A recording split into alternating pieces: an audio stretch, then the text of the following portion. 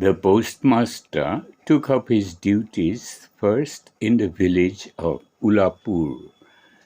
Though the village was small, there was an indigo factory near it, and the proprietor, an Englishman, had managed to get a post office established. Our postmaster belonged to Calcutta. He felt like a fish out of water in this remote village. His office and living room were in a dark, thatched shed not far from a green, slimy pond surrounded on all sides by a dense growth. The men employed in the indigo factory had no leisure. Moreover, they were hardly desirable companions for decent folk, nor is a Calcutta boy an adept in the art of associating with others. Among strangers, he appears either proud or ill at ease. At any rate, the postmaster had but little company, nor had he much work to do. At times he tried his hand at writing verse, that the movement of the leaves and the clouds of the sky were enough to fill life with joy. Such were the sentiments to which he sought to give expression. The postmaster's salary was small. He had to cook his own meals, which he used to share with Ratan, an orphan girl of the village who did odd jobs for him. In the evening, the postmaster would light his little lamp and call out, "Ratan!" Ratan would sit outside waiting for his call, and instead of coming in at once, would reply, "Did you call me, sir?" "What are you doing?" the postmaster would ask. "I must go and light the kitchen fire," she would reply. And the postmaster would say, "Oh, let the kitchen fire wait for a while. Light me my pipe first." At last Ratan would enter with puffed out cheeks, vigorously blowing into a flame a live coal to light the tobacco. This would give the postmaster an opportunity of chatting with her. "Well, Ratan," perhaps he would begin, "do you remember anything of your mother?" That was a fertile subject. Ratan partly remembered and partly forgot. Her father had been fonder of her than her mother. Him she recollected more vividly. Ratan would sit on the floor near the postmaster's feet as memories crowded in upon her. She called to mind a little brother that she had. Thus, as they talked, it would often get very late, and the postmaster would feel too lazy to do any cooking at all.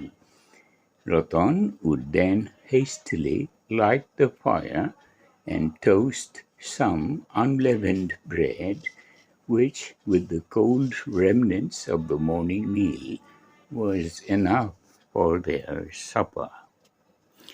On some evenings, seated at his desk in the corner of the big empty shed, the postmaster too would call up memories of his own home, of his mother and his sister, of those for whom in his exile his heart was sad. memories which were always haunting him, but which he could not reveal to the men of the factory, though he found himself naturally recalling them aloud in the presence of the simple little girl. And so it came about that the girl would allude to his people as mother, brother, and sister, as if she had known them all her life. Indeed, she had a complete picture of each one of them painted in her heart. One day, at noon, during a break in the range, the postmaster had nothing to do, and the postmaster was thinking to himself, "Oh, if only some kindred soul were near, just one loving human being whom I could hold near my heart." The postmaster sighed and called out, "Ratan!" Ratan was then beneath the guava tree, busily engaged in eating unripe guavas. At the voice of her master, she ran up breathlessly, saying, "Did you call me, Dada?" "I was thinking of teaching you to read," said the postmaster, and then, for the rest of the afternoon, he taught her the alphabet. Thus, in a very short time, Roton had got as far as the double consonants. It seemed as though the rains would never end. Canals, ditches, and hollows were all flooded with water.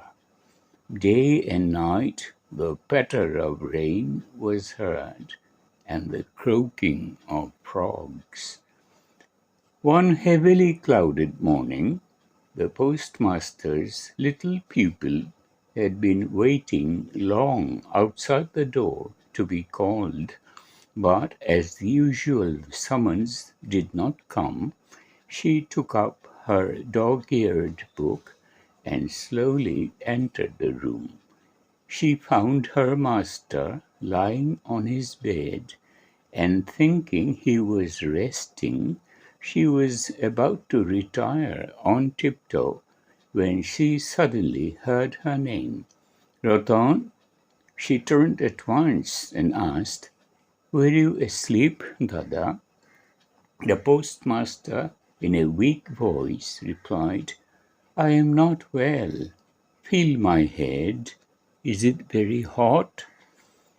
In the loneliness of his exile and in the gloom of the rains, he needed a little tender nursing.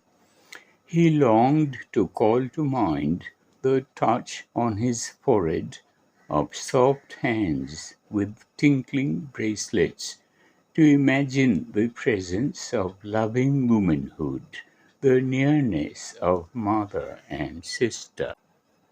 And the exile was not disappointed. Ratan ceased to be a little girl. She at once stepped into the post of mother, called in the village doctor, gave the patient his pills at the proper intervals, sat up all night by his pillow, cooked his gruel for him, and every now and then asked, "Are you feeling a little better, Dada?" It was some time before the postmaster, though still weak, was able to leave his sick bed. "No more of this," said he with decision. "I must apply for a transfer from this place." He wrote off at once to Calcutta an application for a transfer on the ground of the unhealthiness of the spot. Relieved from her duties as nurse, Ratan again took up her former place outside the door. but she no longer heard the same old call. She would sometimes furtively peep inside to find the postmaster sitting on his chair or stretched on his bed and gazing absently into the air.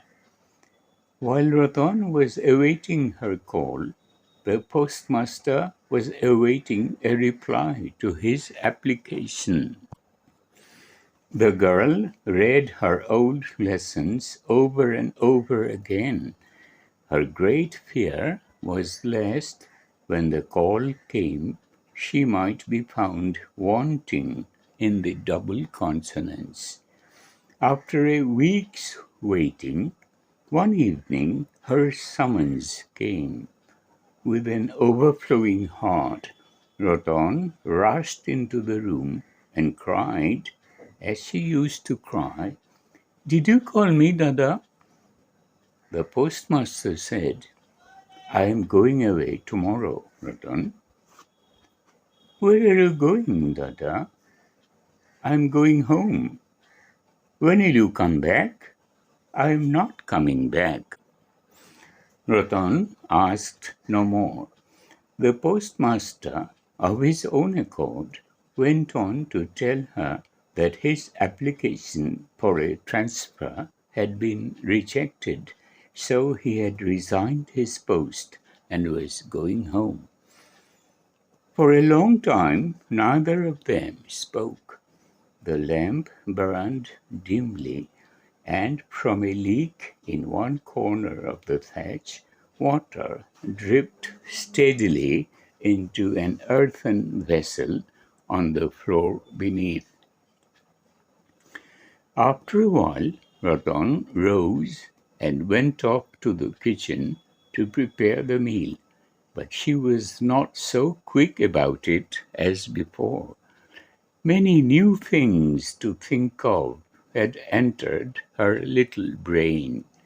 When the postmaster had finished his supper, the girl suddenly asked him, "Dada, will you take me home with you?" The postmaster laughed. "What an idea," said he. But he did not think it necessary to explain to the girl wherein lay the absurdity of such a course. That whole night, awake and asleep, the postmaster's laughing reply haunted her. What an idea! When he woke up in the morning, the postmaster found his bath ready. He had continued his Calcutta habit of bathing in water drawn and kept in pitchers, instead of taking a plunge in the river, as was the custom of the village. For some reason or other, the girl could not ask him the time of his departure. She had therefore fetched the water from the river long before sunrise, so that it should be ready as soon as he might want it. After the bath came a call for Ratan. She entered without a sound and looked silently into her master's face for orders. The master said, "You need not be anxious about my going away, Ratan. I shall tell my successor to look after you." These words were kindly meant, no doubt, but inscrutable are the ways of a woman's heart. Ratan had borne many a scolding from her master without complaint, but these kind words she could not bear. She burst out weeping and said, "No, no, you need not tell anybody anything at all about me. I don't want to stay here any longer." The postmaster was dumbfounded. He had never seen Ratan like this before. The new man duly arrived. and the postmaster gave over charge and prepared to depart. Just before starting, he called Ratan and said, "Here is something for you. I hope it will keep you for some little time." He brought out from his pocket the whole of his month's salary, retaining only a trifle for the journey. Then Ratan fell at his feet and cried, "Oh, Dada, pray don't give me anything. Don't in any way trouble about me." And then she ran away out of sight. The postmaster heaved a sigh, took up his bag, put his umbrella over his shoulder, and, accompanied by a man carrying his many-colored tin trunk, slowly made for the boat. When he got in and the boat was under way, and the rain-swollen river, like a stream of tears welling up from the earth, swirled and sobbed at her bows, then he felt grieved at heart. The sorrow-stricken face of a village girl seemed to represent for him the great, unspoken, pervading grief of Mother Earth herself. At one moment he felt an impulse to go back and bring away with him that lonely waif, forsaken of the world. But the wind had just filled the sails. The boat had got well into the middle of the turbulent current, and already the village was left behind, and its outlying burning ground had come into sight. So the traveller, borne on the breast of the swift-flowing river, consoled himself with philosophical reflections on the numberless meetings and partings in the world, and on death, the great parting from which there is no return. But Ratan had no philosophy. She was wandering about the post office with the tears streaming from her eyes. It may be that she had still a hope lurking in some corner of her heart that her Dada would return, and perhaps that is why she could not tear herself away. Alas for our foolish human nature! Its fond mistakes are persistent. The dictates of reason take a long time to assert their sway. The surest proofs, meanwhile, are disbelieved. One clings desperately to some vain hope till a day comes when it has sucked the heart dry, and then it breaks through its bonds and departs. After that comes the misery of awakening, and then, once again, the longing to get back into the maze of the same mistakes.